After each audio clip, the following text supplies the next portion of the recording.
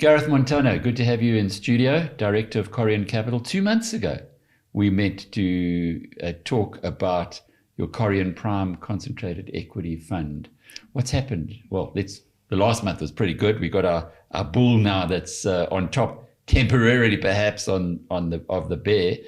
But so October was real good. But what's happened to the fund in this time? Yeah, so I mean, a massive rebound in October, and we're happy with the performance of the fund. It's kept pace with the market, and with a concentrated high conviction fund like that, sometimes when markets and you have quite a broad rally, it can happen that it underperforms. But fortunately, the balance of we've discussed before the optimizer portion, which Corion manages, it contributed, as well as our managers' picks have been good. So it was a good month. Overall for the year performance, markets still muted from a South African perspective. The capped SWIX is still down on the year. Our fund is positive, but we're very happy with the way it's playing out.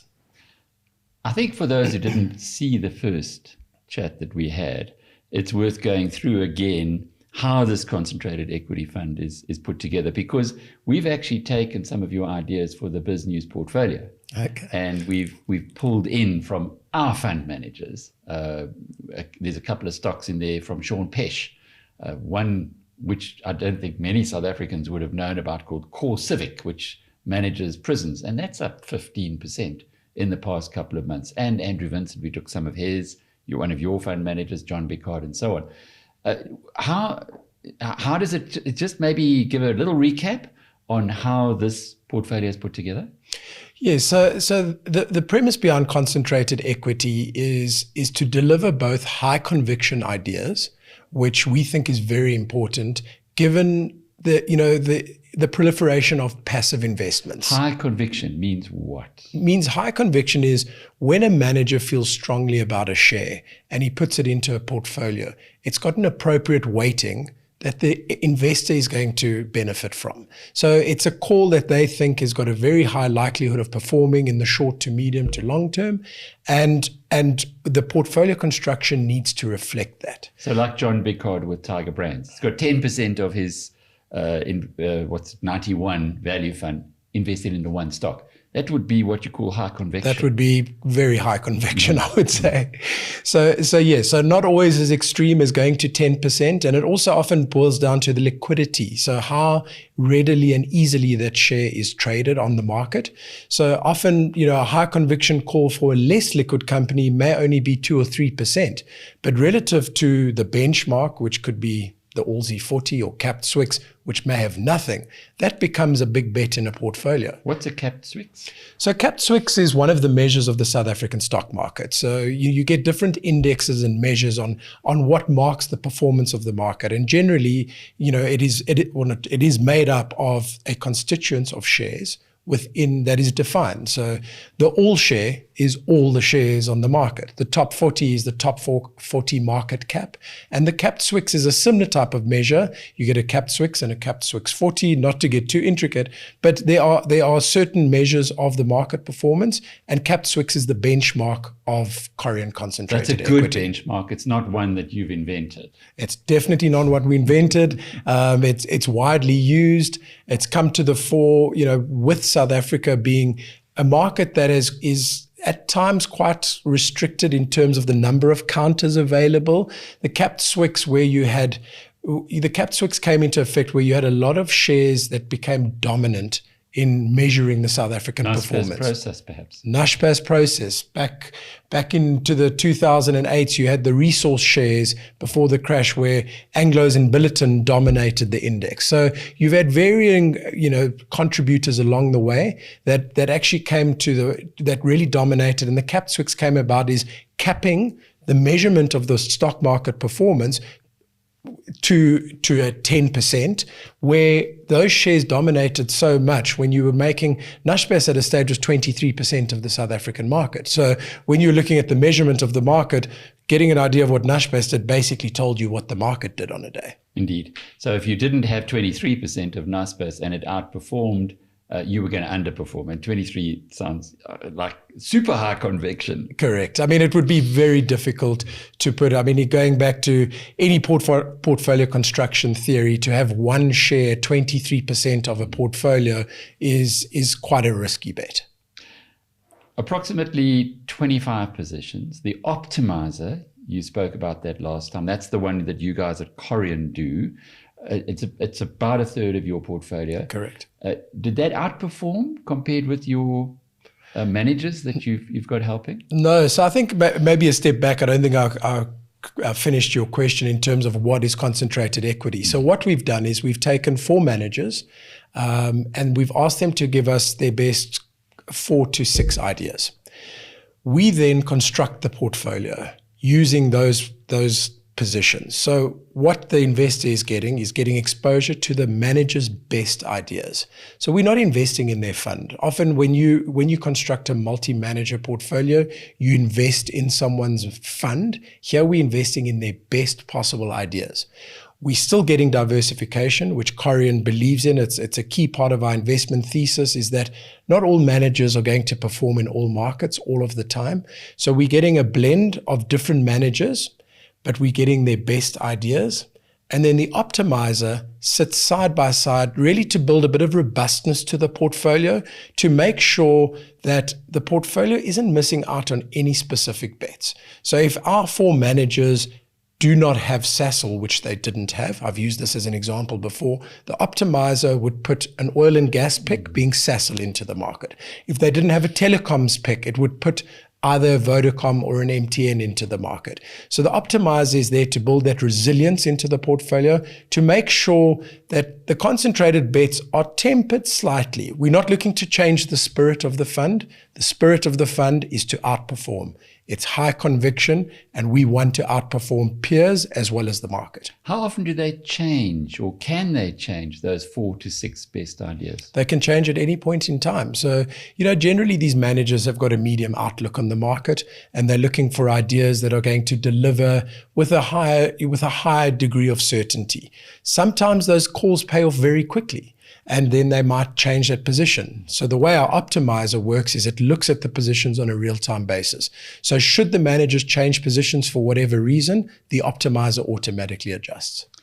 So what happened in the last 2 months? And let's just mention the managers: Andrew Vintcent from Lucas Gray, Keith McLaughlin from Integral, and Greg Safi from Cast Iron. Correct. And then you also have the STIG, and we'll talk about the STIG in just a moment. Yes. But did any of those managers, the first 3, change their best ideas in the last 2 months? Yes, we've had quite a lot of change. So with the volatile market comes opportunity, and a lot of ideas have played out, and new ideas have also come to the fore. So there actually has been probably higher than normal turnover in the portfolio. This isn't a high turnover portfolio. You expect it, like most equity portfolios, positions, we always speak to clients and discuss how long what's your outlook if you're investing in an equity fund.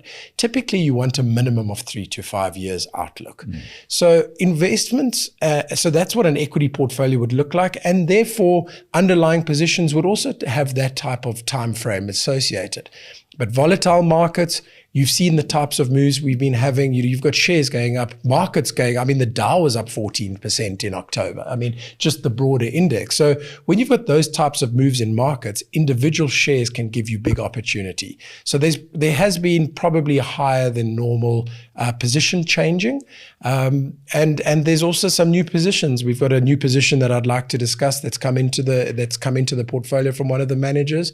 But we've had some good positions, profits captured. Also, you asked how's our optimizer done relative to our managers. The optimizer is lagging our managers quite significantly. That's interesting. So their best ideas are doing better than better. The balancer. So correct. Take us through some of those changes and some of the exciting new positions.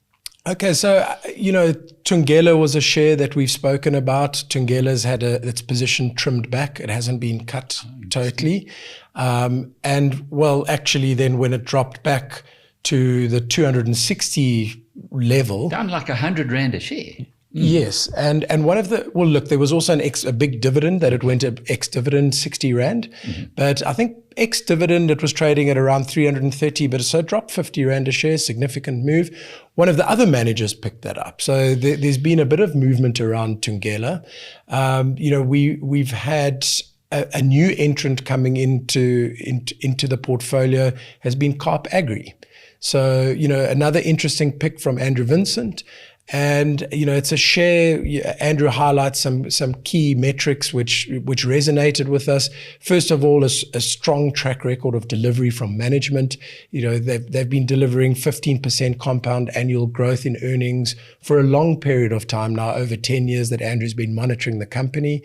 And there was a corporate action where there's been shares come into the market, which we think's put undue pressure on the share price itself. So it's created an opportunity with bringing the share back to really compelling valuations, single digit PEs with a company that grows earnings at 15% compound annually. It's in quite a sweet spot, we think, in the South African context. As the name would suggest, it's not only an agri business, it's more of a retail business with drivers from the agri market. So, they've just concluded a transaction buying the PEG Group, which is 41 retail stores with petrol. So essentially like the quick shop petrol concept. And, the earnings still seem to be there. So Andrew's highlighted that as a potential and a new entrant into the portfolio. That's an interesting one. Kaap Agri. You kind of know the name, you know that it's listed on the JSE, but it isn't one that is going to jump out in many portfolios. So I guess he's had to take his time, or you've had to take your time in accumulating a decent chunk. Yeah. So again, one of the benefits and why we love concentrated equity is that we've invested with managers who we think can move money around the market a lot more efficiently than the big guys. So are the big guys not good? No, they're brilliant. That's how they've built up these big businesses and big funds. But there is, in the South African space, we believe the boutique managers have a structural advantage and can fish where a lot of the big managers and the more well-known portfolios aren't going to. So the liquidity definitely is constrained, but for our managers and for our investors, we're able to move around in that space. So liquidity, although a bit more tricky to pick up, we can pick up and still put a meaningful position into our portfolios. Was there any stock that your managers didn't like anymore, that they've disposed of and you agreed that was a good call? That's a good question. Interestingly, no. So there hasn't actually been someone saying, "Oh, we've got it totally wrong." There's definitely losers in the portfolio. So we've got mark-to-market losses. What that means, from the time that the manager implemented and put it into the portfolio to where it is now, it's at a loss, but they haven't banked that loss. So it is reflecting a loss, but the managers still like the position. So we haven't seen any losers cut and those losses captured. Definitely got losing positions, but the rotation has actually only been around positions that have made money and new opportunities that have come in. So in those 2 months against the capped SWIX, yes, which is your benchmark, how's the portfolio performed? So last month it kept pace. So I think the capped SWIX ended up 4.9%. We were up 4.5%. If we look over the last 3 month period, capped SWIX down, I think 1.5%, and we up 2.5%. So there's still outperformance. Which we're very happy with. Since inception, the outperformance is quite strong, but that was, I think, a lot of luck when we launched the portfolio. The portfolio has been running for just over 2 years now, and that beginning period when we launched, there was quite a strong move in the small to mid cap space where we can invest. So the longer term performance is a significant outperformance, but in a very difficult environment this year, I think year to date, we also up around 2% with the market down around 1% also. So outperformance, nothing, enormous, but in the context, if you continually outperforming by, 1%, 2%, 3% every year, that adds up over a period of time. Only South African? We are only in South African stocks. It's a 100% South African because equity South African mandate. Stocks have, as we know, we had a community member who was tiring of the debate between local and offshore. And so took R1 million of his own money gave 500,000 to Piet Viljoen and 500,000 to Magnus Haystack. And we're now 1 year into that competition. It's a 5-year competition. And Piet is far ahead. Yeah. Investing in South African stocks, Magnus offshore. That shows you that there are times when local is really lacquer. And this is a local portfolio. Yeah, and so that is not always going to be our call. This is a local portfolio, but actually from a house view, Corion runs multiple portfolios. We run a lot of balanced solutions. We are overweight South African equities. So we have been for some time now. We believe that the South African construct isn't as negative as you feel sometimes when you're living here, whether it be power cuts, water cuts that Joburg have started, experiencing recently. These things play on an investor's mind and you can get very negative quite quickly. But taking a step back, the world isn't a rosy place. So not only do we think South Africa's market valuations are compelling on a relative basis, we actually think relative to history they are too. So, there's a number of reasons that we still like South Africa, but the overarching theme is valuations are extremely compelling. So would the rebound that you saw in October be sustainable into the future? Yeah, I definitely think so. The South African, as I said, the South African valuations still are very cheap. So, when markets have underperformed, often you feel, a 4-5% rebound and you think, oh, I've missed the boat. But, we're not looking for 4 to 5% to basically meet our belief that there is an undervaluation. If you just look at equities alone, equities as a risk class. So your expectation of returns over a period of time, you would expect to be delivering, inflation plus 5%. So if you're looking at long-term inflation in South Africa being circa 5.5-6%, at 5%, you're looking at 11% equities, return a year. Now we're looking for an outperformance. So we're looking for because valuations are so cheap, we're looking for beyond that. So a 1-month move isn't enough for us to change our view. We would need markets to rally a lot more. So in short, America had a big rebound.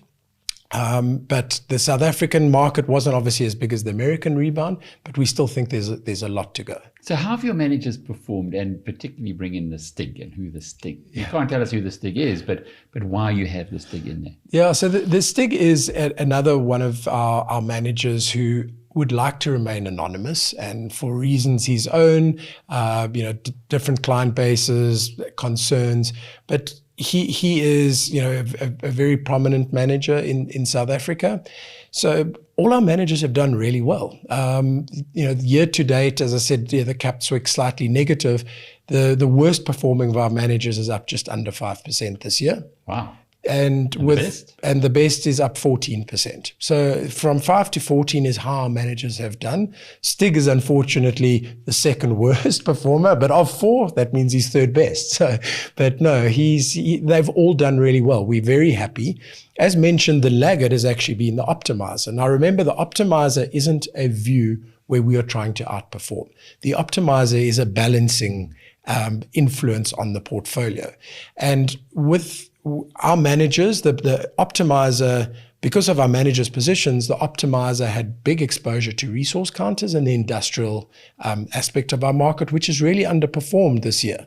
So because it balanced picking those stocks, the optimizer has actually been the laggard in our portfolio. Did you also have Naspers in there? Because that would have been, well, we know it's been hammered by the whole China story. Correct. And if your managers thought it wasn't one of their best ideas, which almost certainly it wouldn't have been.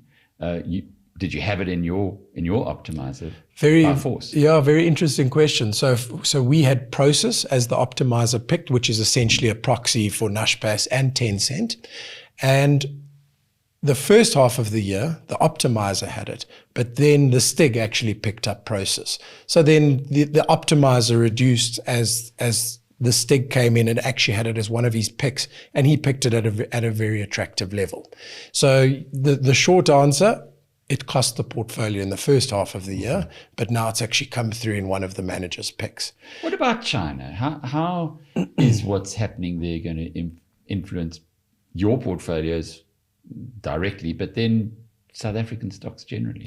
Yeah, so we've been doing a lot of work on it as a house over the last couple of weeks, and it was one of those where David Bacher, really picked on that and said we need to do more work and look at it, because China is going to be a big part of global market calls, balanced portfolio calls, and it also would have an effect on South African portfolios. So we had been doing quite a bit of work, and then Thursday and Friday happened in the Chinese market, which, it might seem like the reason we're speaking about this is because of what happened on Thursday and Friday, but we've been looking at it for a while. What happened on Thursday and Friday? Well, the Chinese market has really underperformed, and there's been a myriad of reasons, from state intervention to a draconian COVID policy. There's sectors that have really struggled. The education sector basically told they're becoming non-profit. So many reasons, property market, which really continues to struggle. And because of that, the Chinese market is at a very low base, and valuations look interesting. Now, the problem with China is one never knows when news comes out, whether it's state issued, whether it's factual, and I think that's where Western markets struggle with the investment thesis of China. But towards the end of last week, it seemed that there was going to be a bit of an alleviation of the COVID policies, flights opening up, and suddenly people just started thinking, well, if that starts happening, there is a big rebound to happen. So that was really what happened Thursday and Friday. But back to the question about our view on it. So, are we overly optimistic, and do we think that this is a dead certainty? No. But so Corion is quite a contrarian house, generally speaking. And we're looking at China and saying there's an enormous amount of negativity, and rightfully so, priced into Chinese valuations. But China is one of the few markets that actually has room to move from a stimulatory perspective. There could be rate cuts quite easily. Just reining in their COVID regulation could stimulate very quickly. And there's a couple of reasons that could benefit South Africa very quickly. Number one is Tencent.